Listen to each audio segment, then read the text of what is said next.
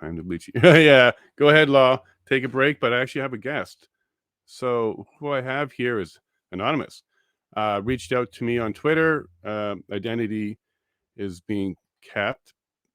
Hold on a second. If you can unmute yourself and join us, and you can go ahead and talk about what you want to talk about. What we were doing is in the chat, we were debating about vaccine mandates with the federal government. What kind were they? Who was not mandated? Who was mandated? And then I had someone reach out to me on Twitter and graciously agree to come and chat with us. This person's concerned about identity, so we're going to keep it anonymous. And I will disclose to you, because it is anonymous, we will hear this out, but I'm very keen and I do have a lot of respect for this person. So thank you for joining me today. And if you want to go ahead and just say hi, but don't tell us who you are, but go ahead and get into what we were talking about on Twitter. Well, hi there, Jason. Thanks very, very much for having me on your stream. What you're doing is invaluable, and I really, really, really appreciate what you're doing here. So thank you, My thank you, thank pleasure. you. My pleasure. So as Jason introduced me, I am going to be remaining anonymous. The reason being is because I am or I guess was, a public servant, and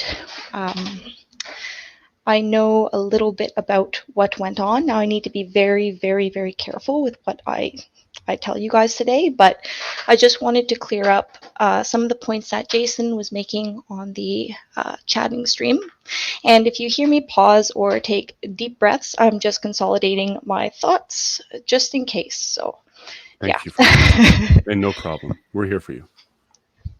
So the MPs, they're in a different strata than your run-of-the-mill bureaucrat is. I ended up reading something, I believe it was an official government communication that was saying that since the MPs are sort of considered essential, they can't go to the House of Commons if they're unjabbed, but they can do their jobs remotely because it's unlawful to take them away from supporting their constituents. But for everybody else, regardless if they work from home or an office, they are required to have a vaccination under the Treasury Board mandate. So the link that Jason posted gave a little bit of a breakdown of who said what in their attestations. Now, the attestations were on an honor basis, and there was a portal that you could log into, and then you could say, like, I am jabbed, I am unjabbed, or I'm seeking an accommodation. So the people that said they were unjabbed or partially jabbed, because essentially the breakdown would be unjabbed, and then when you selected unjabbed, it was partially, you could select partially jabbed or like no jabs. If you selected any of those, come October 15th, you were immediately going on leave without pay. Without pay, okay. Yeah. And that was 2001? That's correct. Sorry, 2021? 2021, yes, that's correct, that's correct. So that was a non-negotiable thing. However, if you turned around and said, hey, I'd like an accommodation, you could either select medical, or you could select religious or another valid human rights ground. And what would end up happening to you is that you would need to submit your accommodation request in a timely manner, and you would need to have it signed by, oh my supporting goodness. Or something, like a doctor or somebody supporting it? Yeah, like so a doctor, if you were doing medical, you would need to have it signed by a doctor, but I'm sure that all your viewers know how hard it is to get a medical accommodation in Canada. So you not only need to have a doctor sign it, but you would also need to have a, what do you call those people there that can give you signatures? A notary, thank you. Oh my goodness, brain fart. No Post-lunch crash. So you need to have a testimony from a doctor and then of course a notary. But if you were doing any other protected human rights grounds, you'd have to get just the notary and then submit it by the deadline, which was October 15th. And then what would end up happening is you would go into the Treasury Board system. And the Treasury Board had a bespoke council that would look at all of the accommodation requests and then yay or nay them. So you need to have a written request first and explain why you were requesting the accommodation, like how you could not be vaccinated. And then from there, the Treasury Board for each individual public servant would give a list of follow-up questions to your management, and then HR would attend and they'd go through all of these different types of questions with you. And this was I guess, a verbal slash oral interview. Yeah, Lawrence veiled threat. Yeah. Um, so these, from what I understand, these interviews were a vetting process, and they were meant to trap people, especially those people who were undergoing a religious accommodation, especially if you're part of any of the Abrahamic religions. Well, they would Right. chuck into your face, your spiritual leaders have told you that it's okay to receive this vaccination. Like, how do you plea? So they were trying to invalidate people's personal religious testimony. And as you know, there are several pieces of case law that say that, you know, your religious beliefs, doesn't matter what banner you fall under, are personal and personal only, regardless of what a religious leader says your beliefs should be. It's your interpretation of the scripture, holy book, dogma, etc., etc. So they were trying to lambast people for that. And then there was also the HR representative was supposedly there to be taking notes. So your oral interview, even if you requested it to be recorded, they wouldn't particularly pass off the recording to the Treasury Board. What would happen is the Treasury Board would get the minutes of what HR recorded. And some of these interviews were very long and very, very complicated. So, like an hour plus of religious information. And of course, HR and management are hardly theologians. Theologians? Yeah, I think that's right. Yep. Emphasis on the wrong syllable here. uh, but anyhow, so when these things were passed off to the Treasury Board, sometimes they didn't reflect accurate information. And also, sometimes management or HR would put their personal opinions into these things. Right. Of course. So there are people that ended up A-tipping. They ended up doing an A-tip, and it's if you're doing it on yourself, it's free, but if you're doing it for another person, well, I think it's like you pay $5 or something. And you can get the information back on the case of your choosing. So what ended up happening with a handful of people that I knew is they ended up doing some A-tip requests, and what they got back didn't reflect what their testimony was during their interview. So this is a big problem, and it shows in my opinion, a lack of transparency. And I I have to say that I feel very, very strongly about a lack of transparency in government. Yeah, no Ask me kidding. Yeah, you about that should. later. I'd love to. But that is the general gist of what I can talk about. So The the only thing, staff. Sorry, go ahead. My apologies. oh, no worries there, Jason. The only thing that I can recommend is that if somebody has been negatively affected by one of these policies and you're part of the government, is ATIP, ATIP, ATIP, ATIP. It is within your right to do so. And if there is a problem, respectfully but firmly get in contact with your union, with management, and move forward with that. I know the opinion about unions is probably a very negative one, but there have been, from what I've heard in the pipeline, there have been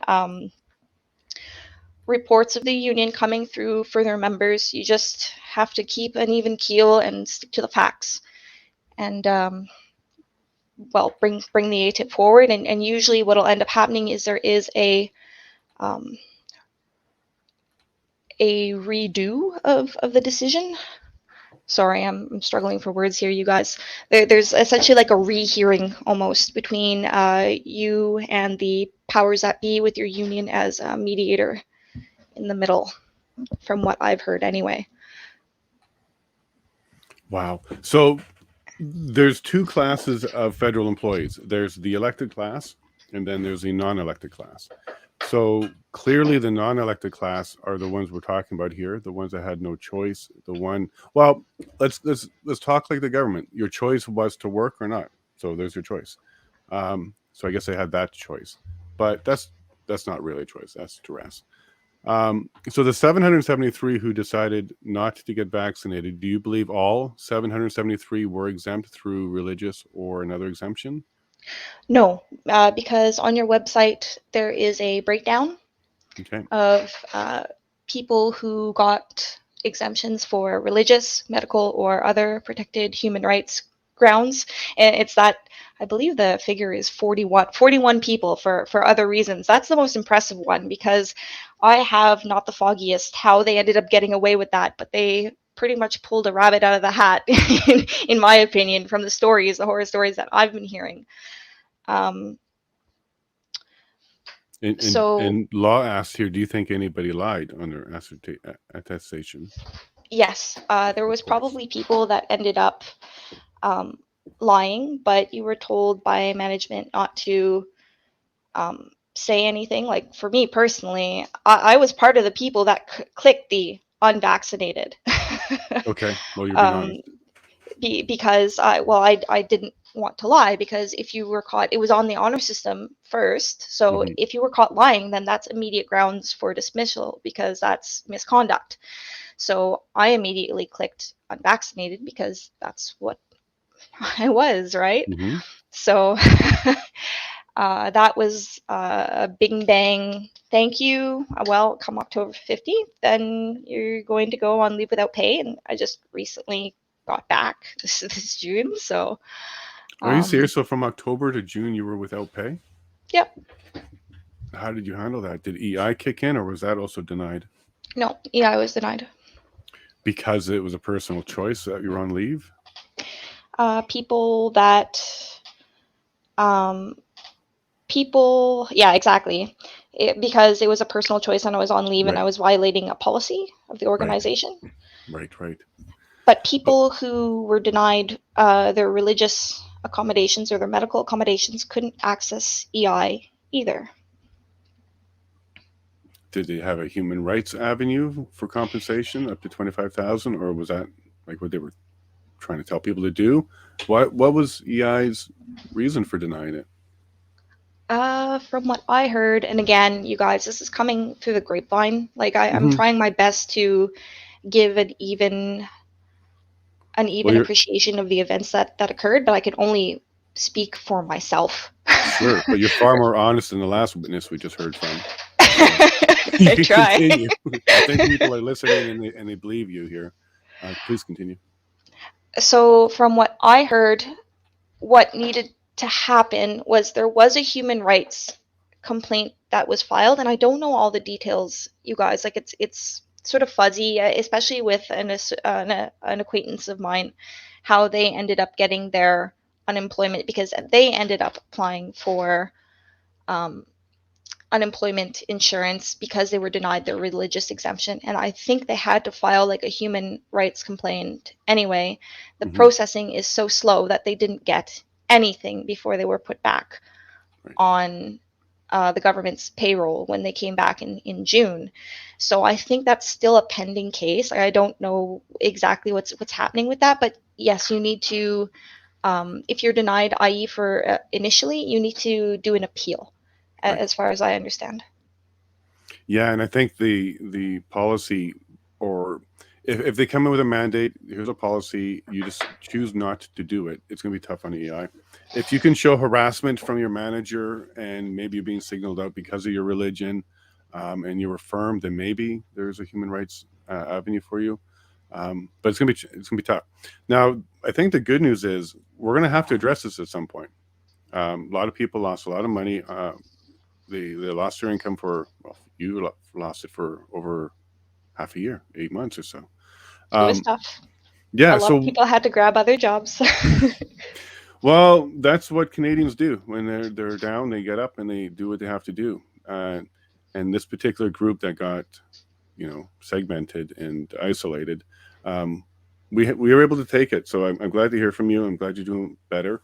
You're back with your civil job and you plan on staying there. So I take it that you are a true civil servant. So you're doing it for the people. How do you feel going back after that happened? I'm sure you had colleagues that you would sit with and you had great relationships with before that maybe are not so friendly with you. And yeah, what's it like going back to that environment when you know that your managers and your leaders kind of turn their back on you? Well, that's a really, really good question, and I need to think about that for a minute. Yeah, because I can imagine it'd be tough. I've gone into situations that were difficult, but not like that, where the people around you kind of betrayed you in a way.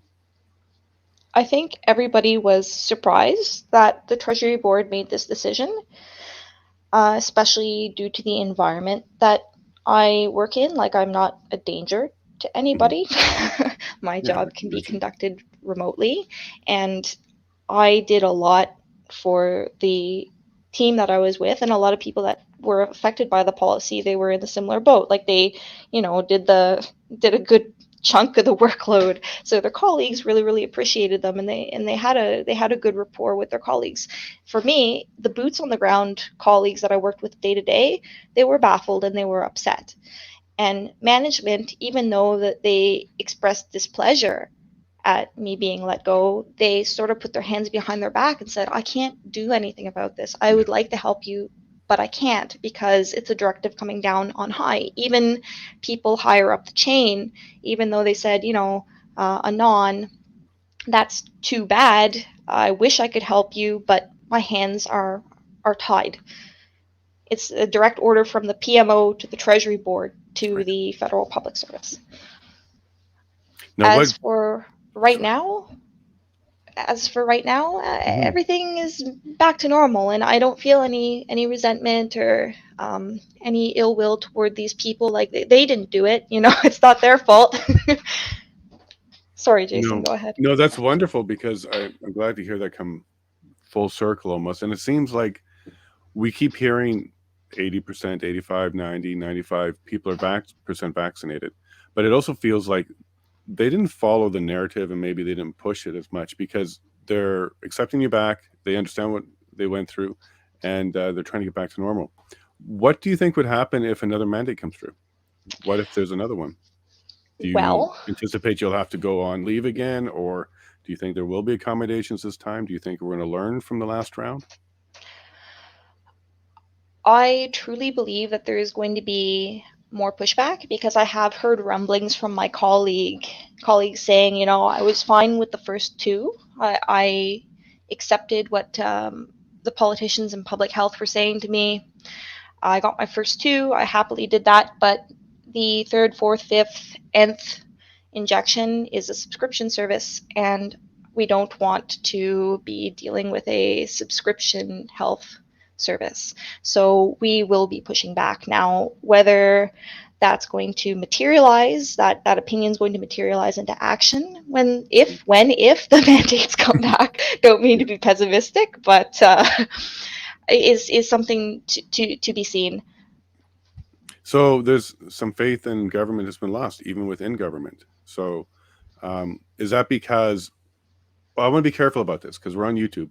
So I want to be careful where I go with this next question. But do you think minds are changing because of recent information about effects, or do you think minds are changing because it was a human rights charter issue? Do you think minds are changing because we're hearing more information, or a combination of all of those? For the people around you, is it what do you think is their motivator for changing the minds from going ahead and getting it for 2 doses and then slowly not doing that anymore? From what I've heard, everybody's tired, right? Like they were promised 2 weeks to flatten the curve, wear the mask, social distance, the virus will go away, get your two injections, the primary series of injections. The data says that X, Y, and Z, it prevents transmission, prevents infection. You won't have a severe clinical outcome if you get these injections. And people have family members that unfortunately are experiencing breakthrough infections or are experiencing severe clinical outcomes even after having the shot. So I think they are observing themselves and are realizing that, hey, we've been lied to and we're tired of doing this and we just want to go back to normal. Of course, you're going to have a segment of the population that's still rah, gung ho about it, but the fluid majority that's sort of in the middle of the road is starting to, I think, to switch to, we tried your interventions didn't do what was promised to us, which was a complete 180 back to normal. Like we'd never Right. need to do these things again, but yet we're a nation that's 90% plus vaccinated, and that's not happening. Yeah. No, it was quite the narrative. It was a story. It sounded very fictitious at the beginning too. Yep. Check the chats. Nothing there. So, what happens when the next government comes in, and will the trust be returned? So, an election will be happening in years or a year or sometime in the near future, and the next government comes in. Do you think that trust can be rebuilt? Do you want to see anything happen? Do you want to see anybody held accountable? What would you like to see if you're still around when the next government takes over, assuming it switches? What would you like to see happen around the office? Personally, I would like to see a public inquiry opened up into this as well and exactly what went on. And I'm hoping that the pertinent documents won't be redacted. Like today, we saw, some correspondence between the Prime Minister or the PMO and Mayor Jim Watson.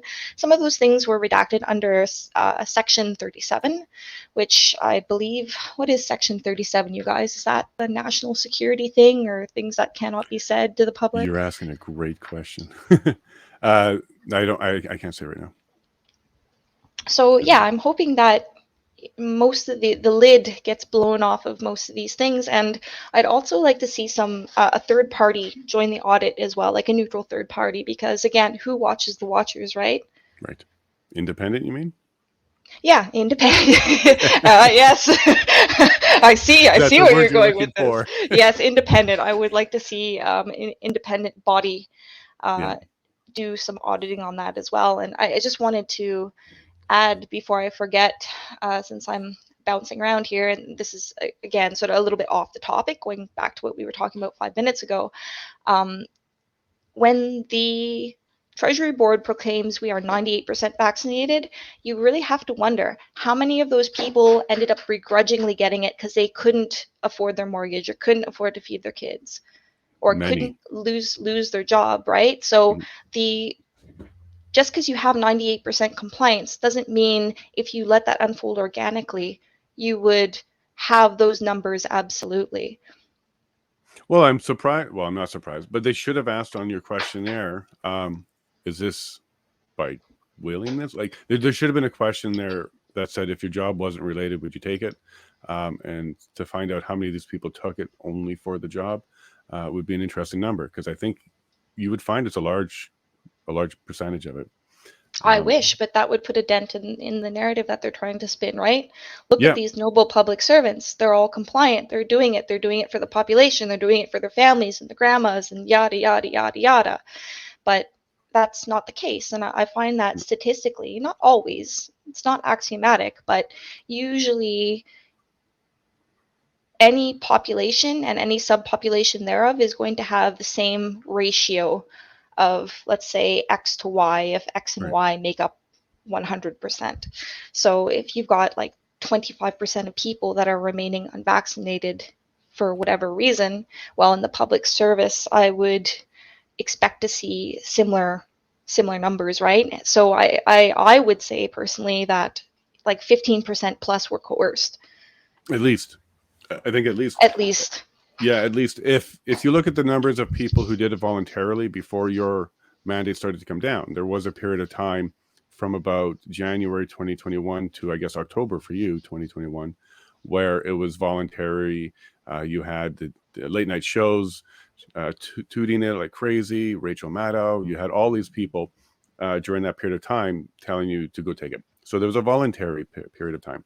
I believe what the numbers could show is um, from the time that the mandate kicked in and on, you can kind of assume roughly, loosely, that everybody from that date on were coerced because they had to. If they wanted it, they would have had it before then. So when work then said you have to take it, everybody that took it from that date on, you could kind of put into the category of needed to do it for work. Everybody that took it before that date, you can put into the category of voluntary. They wanted to.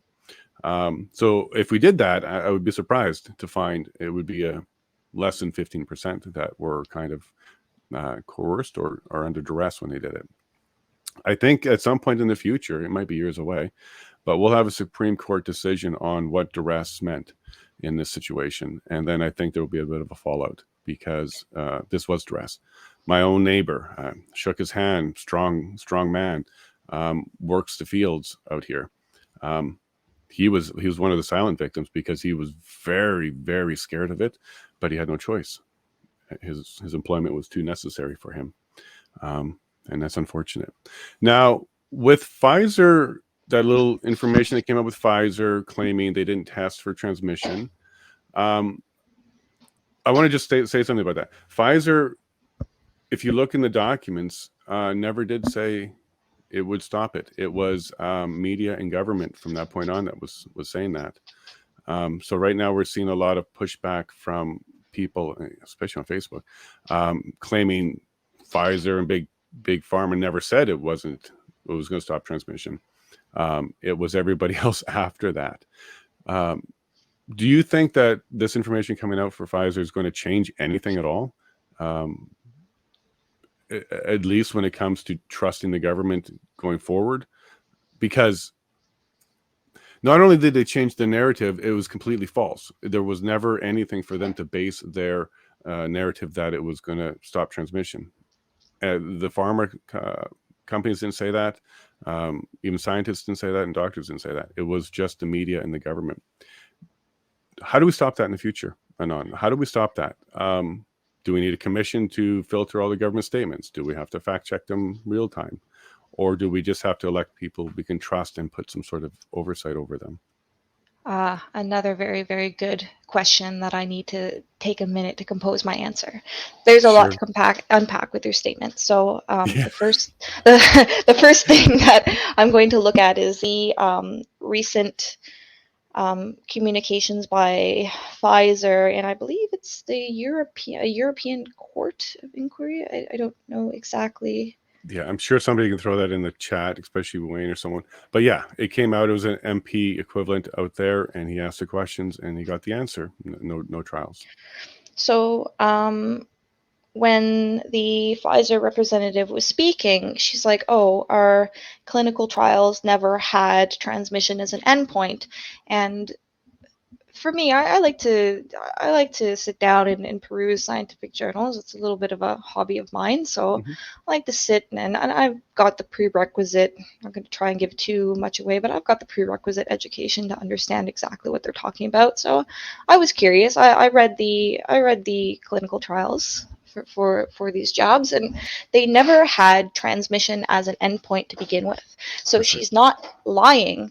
But the problem is I think there was a huge regulatory failure with all of our established governmental bodies, especially in the United States of America, like the CDC and the FDA, especially dropped the ball on this case, whereas they should have been extremely scrutinous of the claims coming out of any drug company, because as your chat probably knows, Pfizer's been charged with Billions. now I need They're the billion. largest Yeah, let's fine. just Yeah, say they had the billions. largest fine in history.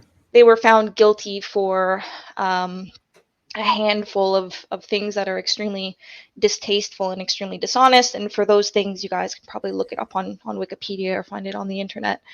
But that right there should have been a red flag. Like, once you as a corporation lie, well, now all of the bodies, the governmentally established bodies that are supposed to be protecting their people from drugs that might not be so kosher hitting the market should have actually stepped up to the plate, but that didn't happen, and it was overshadowed by the panic of how bad is this actually going to be. Our healthcare systems, like, they haven't been good before. Well, is this the 1% IFR that's now going to tip our healthcare systems over the edge, or funerary systems over the edge, or our social systems over the edge. So I understand what the panic was about, but it doesn't excuse the regulatory failing. And as you know, the FDA, I believe, was primarily involved in evaluating drugs when the thalidomide tragedy dropped. And I believe it was Great Britain versus the USA. In the USA, there was one lady who stopped giving um, thalidomide to pregnant women because thalidomide was supposed to take over the role of a barbiturate for morning sickness to attenuate the symptoms of morning sickness. And she's like, well, we don't have any data on this cohort. We don't know what it'll do to the pregnant woman or her fetus, so no. Whereas I believe Great Britain went ahead with this and they had like an explosion of birth defects, and it was only until 5 years later when they figured out, oh goodness, it was the thalidomide that ended up causing this. So any drug should be subjected to a review by the governmental review panels, and also have a battery of clinical data behind it. And that's why vaccines, they usually have that 8 to 12 years of jabs in arms before you find out exactly how effective it is, and of course how safe it is too, because there's things that in science that, you know, everybody thinks that science is something that that's ubiquitous with truth, but it's not. It's a system for evaluating hypotheses, and if you don't have a proper experiment set up to evaluate a certain endpoint, you're not going to have data for that. Correct. And of course, you can also have data that you collect, and if your experiment is flawed, then that data isn't going to be reflecting reality either. So again, like, the more you need a lot of fingers in the pie to evaluate these things, and of course, those fingers need to be honest, which I'm baffled. Like I said, we're witnessing a giant regulatory failure, and it's like, is it because of panic? Like, do we all just let our emotional centers take over? This is what we're left with, and especially, sorry, you guys, I'm rambling, but Please the continue. current, the current bivalent booster. Now, sure, yeah, this should have sort of been done in the beginning if you wanted any chance at preventing a beta coronavirus from running through your population. You'd want an antigen that was not only accessible, like the spike protein, but you might want some of the other structural proteins in there as well that are less mutagenic than the spike protein, like, let's say, the nucleocapsid, for example. So the more antigens you have, the better off you're probably going to be for invoking positive Response. immunity in a population. And that's not 100% considering, oh, serological is better than cellular, like in oral or nasal mucosa, if that Okay, makes any so sense. So, well, sorry, clearly, I just get no, really no, no. passionate about this. Great, Yeah. because actually, my next question, I think you might be able to answer it. Do you know the difference between leaky vaccine and perfect vaccine? Yes, I don't believe that a perfect vaccine has ever hit the market. It's always been like, even with a traditional series of vaccines that use inactivated or attenuated viruses, it's always been like 95% plus. But Mhm. again, with a beta coronavirus, because it changes so rapidly, it's very, very hard to nail down a response to a beta coronavirus antigen that will produce long-term immunity. And you can see how this unfolded. And I'm not this, just to say, I'm not an expert on this, you guys, but you can sort of see the writing on the wall, how everything unfolded, and anybody can see this, right? Like, you don't need to understand science. You just need to understand, like, how the virus is behaving in the population, which we can all see with our own two eyes. And then, of course, the governmental response to this too, which is now, oh, I'm launching bivalent boosters now just to see if we can stop Omicron from ripping through the population. But again, the virus will change. And I do believe that if you have a vaccine that's leaky enough, which I dare say that these vaccines are, and this is just my personal opinion, Not just, you're not alone. if you have a vaccine that's leaky enough, then you're going to have some positive selection pressure. The vaccinated are going to have some positive selection pressure in driving the evolution of that virus. Right. And I don't think many people understand that. So if you, just give me a second. I'm going to break down leaky just quickly for some of the listeners here. A leaky vaccine, like Anon just mentioned, is basically all of them. But a really bad leaky vaccine is one that doesn't kill off the virus, doesn't really cause it to stop affecting, and it doesn't stop the transmission. But it does keep the host alive. It does help people survive. So when we get a vaccine, when we were first told it's going to stop transmission, it's going to stop people from getting sick, and you can go out and enjoy life. That would be a near perfect vaccine if that was true, because people were getting breakthroughs, and then eventually breakthrough went away, and then a whole bunch of people were getting it, and then the narrative changed that yeah, of course you can get it. That's proof that it's leaky, because it's just not effective. It's not as effective as they were planning it to be from infection. When the narrative also then changed to it'll keep you out of the hospital, so take it to keep yourself out of the hospital and other people out of the hospital. This is again proof that it's leaky. It's not fully effective. One of the scary parts about a leaky vaccine that's out in public is it mutates. It's a breeding ground for mutation. So a whole bunch of petri dishes, every human that is surviving with the virus and the vaccine is a petri dish. And this is where mutations and variants can come from. So there was a study in 2015 that was quite popular. It went around a lot in the science journals at the time, that this would be something we would make sure we don't do. And then 7 years later, 6 years later, we're doing exactly that. In my opinion, this was not tested enough, and it's now proven to be a sieve. It's leaky all over the place. Sorry about that, Anon. I just wanted to kind of bring people up to speed a bit on the basics of a leaky vaccine and the consequences it can give us if we actually allow it to happen. No, that's good, and I'm happy that you spoke about that there, Jason, and filled the audience in who might not know. And I just, just to go off your point, I think it would have been better if, like, for example, India, Bharat Biotech ended up manufacturing a vaccine called Covaxin. This is a whole attenuated virus vaccine, so it contains. It's still based off of the Wuhan type strain, but You're it not on contains. Facebook, are you? Am I on Facebook? Yeah. No. This is the debate I just had this morning on exactly that. No, I usually stay away from social media these days. But no, please continue. I'm gonna go look for that because I might pull that up on the screen. Keep going.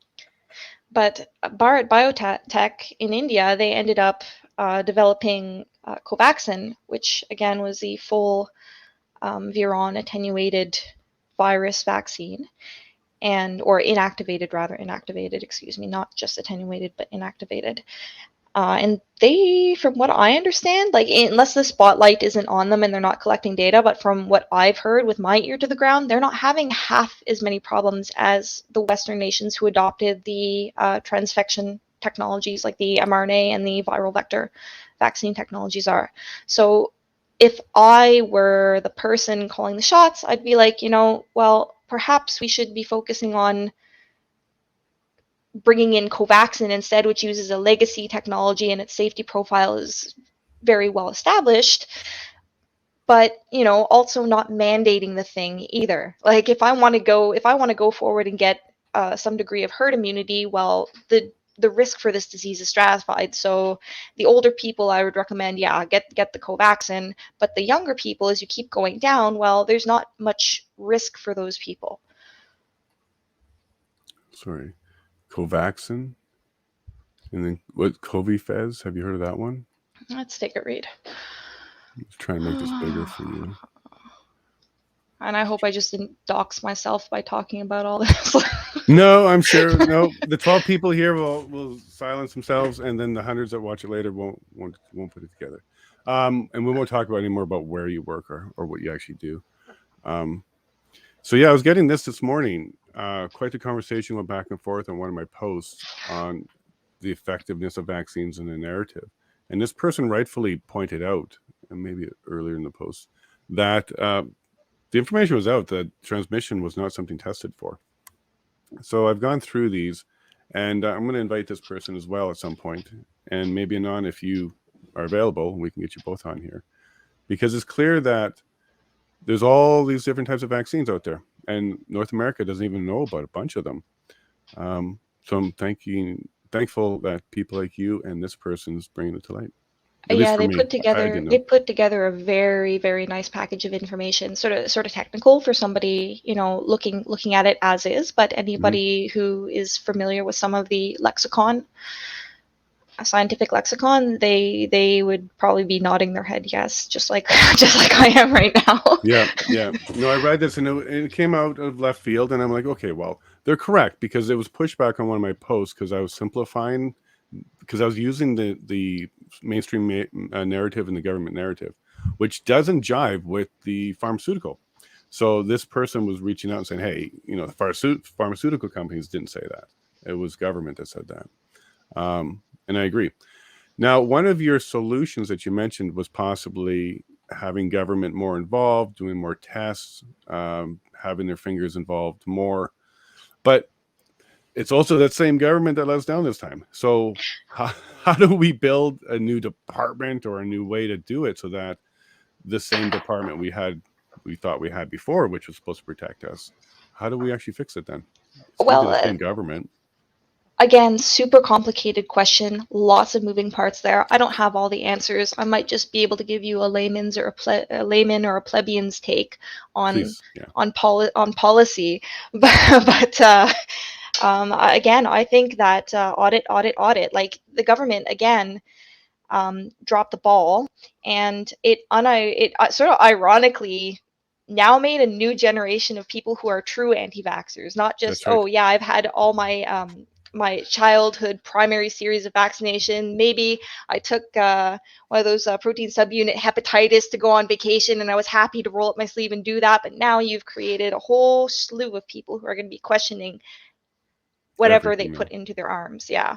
Yep. So I think like the road to rebuilding that trust in government and public health is going to be very long and very rocky because it takes years to establish trust and well months to ruin it, which has happened here, and that sort of breaks my heart, right? Like the government, for all intents and purposes, are supposed to be working for their people, not against, and not engaging in needless rhetoric or dogma. I agree completely, and that's my concern, because what happens if we do continue to deteriorate our trust in government, not just the medical side of things, but economic, safety, global position, global stage? What if we could just keep losing confidence? I like to think that we don't have a broken government. What we have is some misguided leaders, because our government is made up of neighbors like you, the people who actually show up and do the work, elected or not. Our government is made up of the people. It's the leadership, so the elected and the non-elected leadership, that I'm having difficulties with. I don't want to get into necessarily global organizations and influence on that one yet, I know but where you're going. there's no question we have a terminology in Canada called global science. So I've interviewed a government scientist. He used that term freely on Twitter to explain to me that there's upstream science. So coming down to the federal government, there's upstream science, and they call it global science. He was unable to explain to me why they've accepted the recommendations that were coming down, because that was our original question. Like, you have a recommendation on fertilizer. We would like to understand it more. And he's the agricultural scientist. He's the one that's supposed to answer it. And his response was, go Google information not from Canadian sources and look at the global science, and you'll get your answers. Um, hmm. I'm not comfortable with that, because as you mentioned before, science isn't a certainty. There isn't a finite science. It's not like we're eventually going to discover all of science and then we're done. Science is a discovery process. It's a learning process, and it's always going to change as we discover more and learn more. So, how do we to bring this all the way back? So we're not running in circles. How do we get the confidence back into government without sounding like we're trying to close the borders to global information, but we definitely want to highlight that we should be doing our own homework here. I don't have a problem with any global source saying, take a look at this and here's some recommendations, but Canadians shouldn't be just adopting it as is. We should be at least looking at it and examining it. And this is the department you kind of alluded that we need is another stronger department of scientists and experts who can really go through and tell us the truth. I don't see a way of building that, to be honest with you, unless we open up all meetings to streaming online. There's no such thing as closed door meetings anymore in government. It would be at least a good start to understand who's talking to the government when it comes to the specialists and scientists and policies, and what does the conversation look like? I don't know another way, because we've been doing this for 150 years under Confederation. We've been swapping parties back and forth ever since, and they don't really hold each other accountable, and they're not really opposition. They're just government in waiting. So I don't see under our current system a magic bullet, and I think that's what you also identified as well. There's no easy solution to this. But what do you think about more transparency with every meeting has to be streamed, and more independent MPs making their way in there who are not under a whip and a platform? Do you think that could at least start opening the door to more accountability and more transparency in our current system without having to tear the system down and rebuild it? Do you think that that could be a good way, or at least one way, to start opening that door to transparency? Absolutely. I think that unfortunately both sides of the aisle have become so entrenched in their own ideology and dogma. It's pretty much like if you have a head of a chihuahua grafted to both your right and left shoulders and they're just yelling in your ear all the time or like barking in your ear all the time.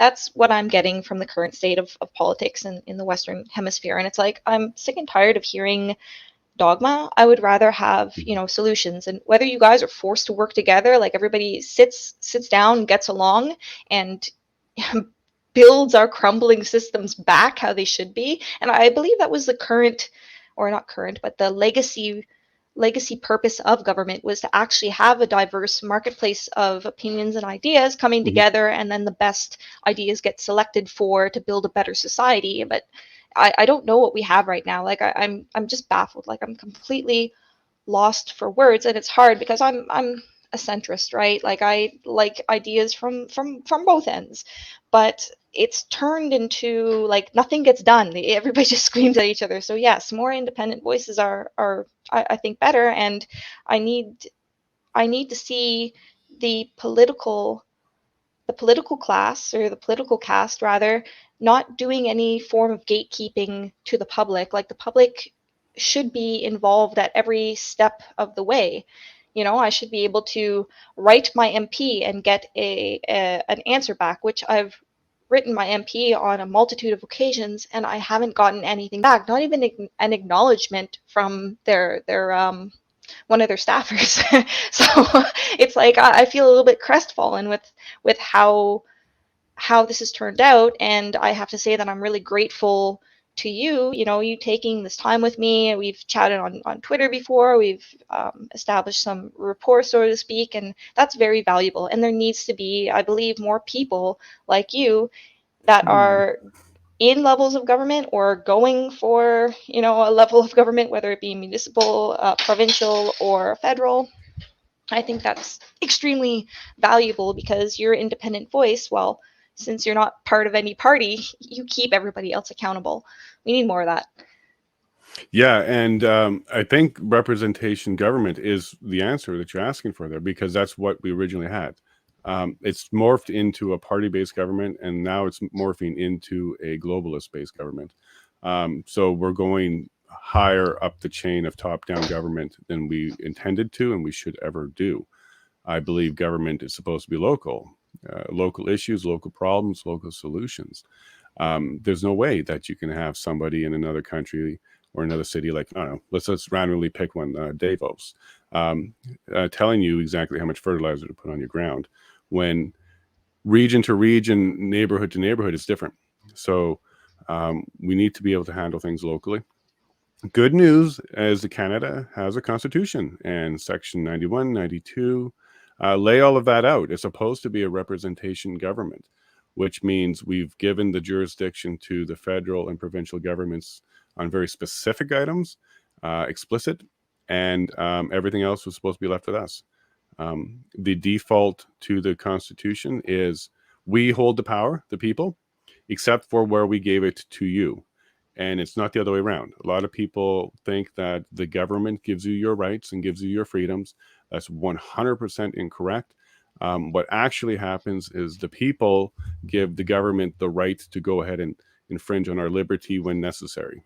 That's all we've done in our agreement with the government. However, they have taken advantage of it. Each party moved the needle a little bit further towards federalism. Neither party really pushed back on any of it.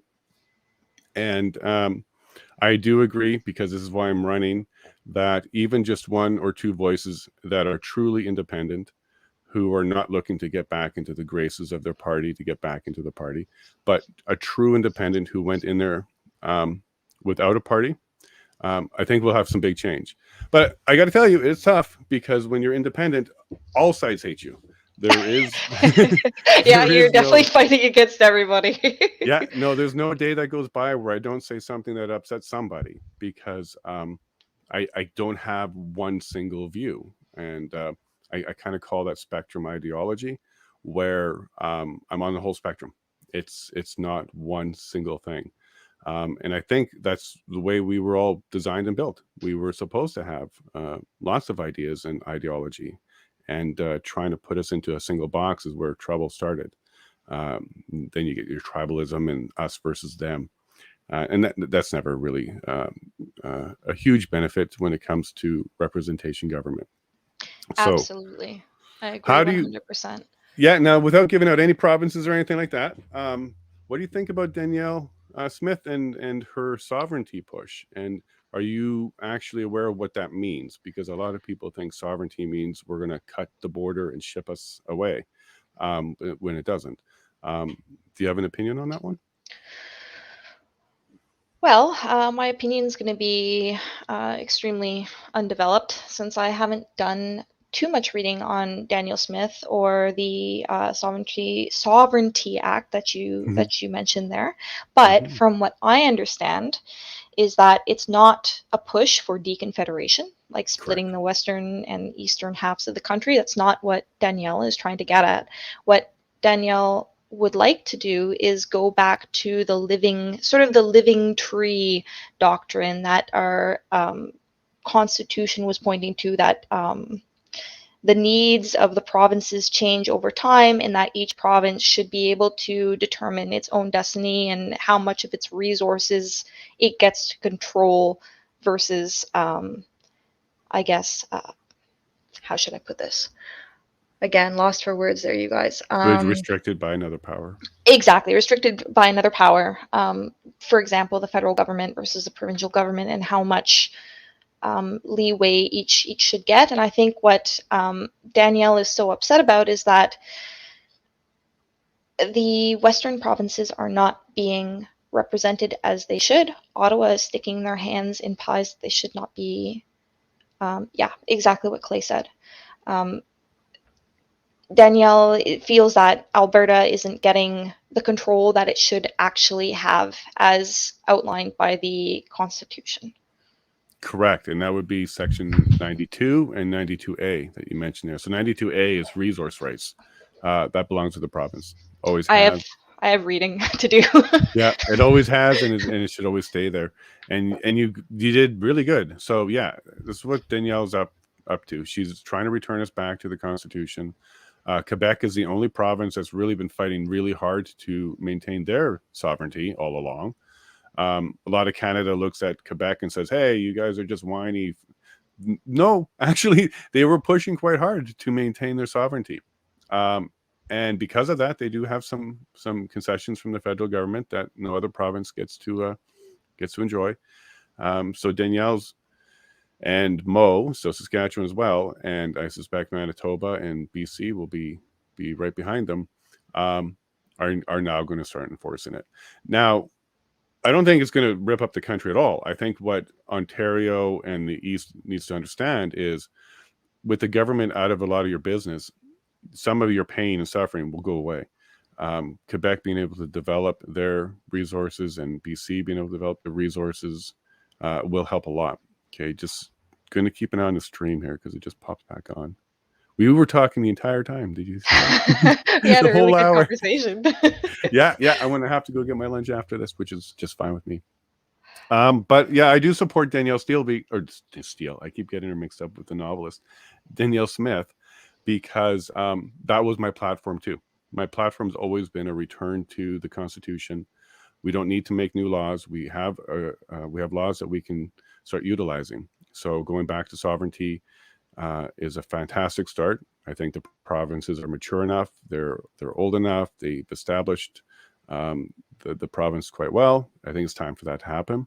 And I also, as my platform, is the independent oversight. And I think without it, we're just going to continue to have two sides to this country that's fighting it, fighting each other, whether it's left and right, or liberal and conservative, or east and west. There will always be a divide.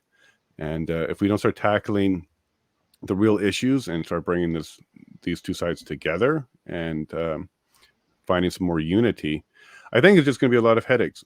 But I'm very optimistic, Anon, because people like you are speaking. We're getting the voices out. We're getting the messages out. And just like Jim Watson said this morning, this is all unprecedented. It's never happened to us before. And this inquiry is one step in that direction too. It's thanks, Jason. And I mean, like, again, like, what you're doing is invaluable. And I have to say, it's scary. It's terrifying. I've never, ever, walked onto a platform to be interviewed by an independent MP candidate. And I'm hoping that I'm not going to all of a sudden get a call and be like, hey, you're fired. we found evidence that you're talking about stuff you shouldn't be talking about. So, yeah, no, I'm sure it's you'll at be risk. fine.